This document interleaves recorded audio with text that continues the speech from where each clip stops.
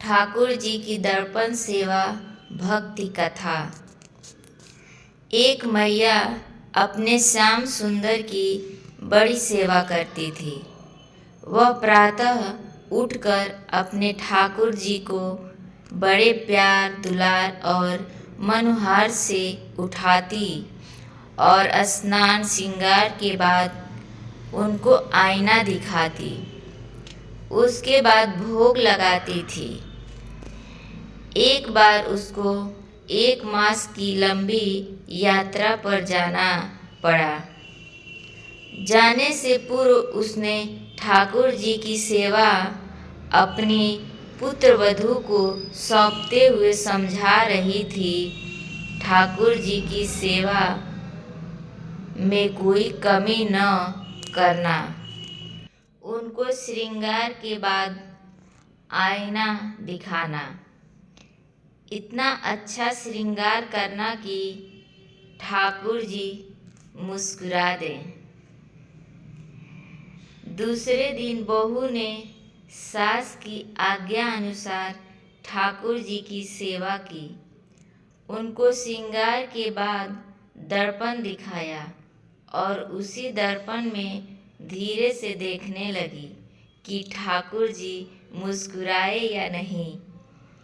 ठाकुर जी को जब मुस्कुराता न देखा तो सोचा श्रृंगार में कमी हो गई होगी।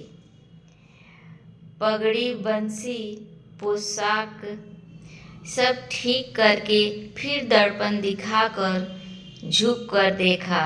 ठाकुर जी पहले जैसे खड़े थे। एक बार पुनः पोशाक श्रृंगार ठीक किया, फिर से दर्पण दिखाया। ठाकुर जी नहीं मुस्कुराए। अब बेचारी डर गई। सोचा शायद ठीक से नहीं नहलाया है। फिर से कपड़े उतार कर ठाकुर जी को स्नान कराया, पोशाक और श्रृंगार पहनाया। पुनः दर्पण दिखाया, किंतु ठाकुर जी की मुस्कान न देख सकी। एक बार फिर पोशाक उतार कर पूरा क्रम दोहराया। ठाकुर जी की मुस्कान तो नहीं मिली। इस प्रकार उसने 12 बार यही उपक्रम किया। सुबह से दोपहर हो चुकी थी।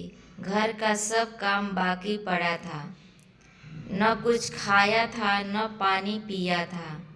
बहुत जोर की भूख प्यास लगी थी, किंतु सास के आदेश की अवहेलना करने की उसकी हिम्मत नहीं थी। 13वीं बार उसने ठाकुर जी के वस्त्र उतारे। पुनः जल से स्नान कर के तंग हो चुके थे। उन्हें भी जोर की भूख प्यास लगी थी। इस बार फिर से वस्त्र आभूषण पहन रहे थे, किंतु उनके मन में भी बड़ी दुविधा थी। क्या करूं? श्रृंगार होने के बाद आसन पर विराज चुके थे। बहू ने दर्पण उठाया। ठाकुर जी ने निश्चय कर लिया था मुस्कुराने का। जैसे ही उसने दर्पण दिखाया और झुककर बगल से देखने की चेष्टा की, श्याम सुंदर मुस्कुरा रहे थे। उनकी भुवन मोहनी हंसी देखकर बहू विस्मित हो गई।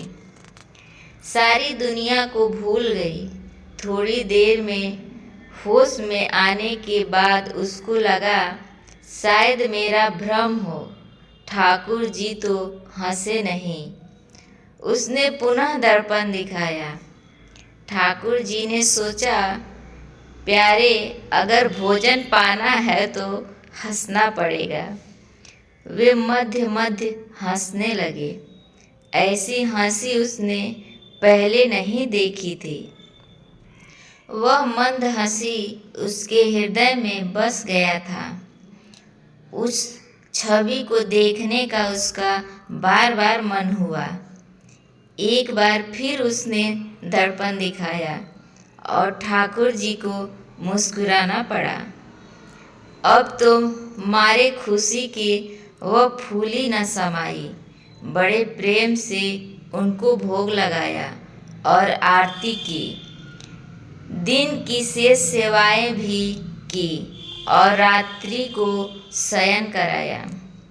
अगले दिन पुनः उसने पहली बार ही जैसे ठाकुर जी को स्नान करा के और वस्त्र आभूषणों को पहनाकर सुंदर श्रृंगार करके आसन पर विराजमान किया और दर्पण दिखाया।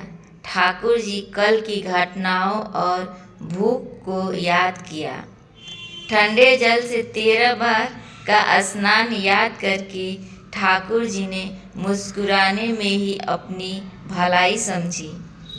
उसने 3 बार ठाकुर जी को दर्पण दिखाया और उनकी मनमोहक हंसी का दर्शन किया। आगे की सेवा भी क्रमानुसार पूरी की। अब तो ठाकुर जी रोज ही यही करने लगे। दर्पण देखते ही मुस्कुरा देते। बहू ने सोचा शायद उसको ठीक से श्रृंगार करना आ गया है। वह इस सेवा में निपुण हो गई है। 1 मास बाद जब मैया यात्रा से वापस आई, आते ही उसने बहू से सेवा के बारे में पूछताछ की। बहू बोली, मैया मुझे 1 दिन तो सेवा मुश्किल लगी, किंतु अब मैं निपुण हो गई हूँ। अगले दिन मैया ने स्वयं अपने हाथों से सारी सेवा की, श्रृंगार कराया। अब दर्पण लेने के लिए हाथ उठाया, ठाकुर जी स्वयं प्रकट हो गए। मैया का हाथ पकड़ लिया, बोले, मैया मैं तेरी सेवा से प्रसन्न तो हूँ, पर दर्पण दिखाने की सेवा तो मैं तेरी बहू रानी से ही करवाऊँगा, तू तो रहने दे। मैया बोली, लल्ला क्या मुझसे कोई भूल हुई? ठाकुर जी ने कहा, नहीं मैया, भूल तो नहीं हुई, पर मेरा मुस्कुराने का मन करता है और मैं तो तेरी बहू रानी के हाथ से दर्पण देखकर मुस्कुराने की आदत डाल चुका हूँ। अब ये सेवा तू उसी को करने दे। मैया ने बहू रानी को आवाज़ लगाई और उससे सारी बात पूछी। बहू ने बड़े सहज भाव से बता दिया, हाँ ऐसा रोज मुस्कुराते हैं, ये केवल पहले दिन समय लगाया था।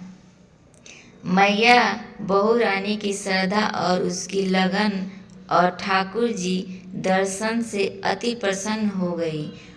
उसे पता चला कि उसकी बहू ने ठाकुर जी को अपने प्रेम से पा लिया है। मैया अपनी बहू रानी को ठाकुर जी की सेवा सौंपकर निश्चिंत हो गई। जय श्री राधे राधे।